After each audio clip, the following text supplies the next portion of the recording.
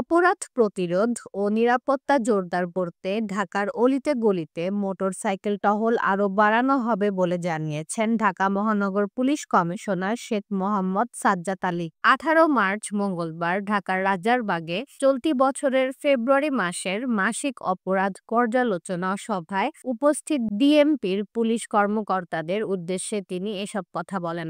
রমজানের শুরুতে ছিনতাইয়ের গতি বৃদ্ধি পেলেও পুলিশি তৎপরতায় তা অনেকাংশে কমে এসেছে উল্লেখ করে তিনি বলেন, রমজান শুরু হওয়ার আগে ছিনতাইয়ের যে গতি ছিল পুলিশি তৎপরতায় তা অনেকাংশে কমে এসেছে। এই ঈদে জামা জুতো অ্যাক্সেসরিজের ডিসকাউন্ট।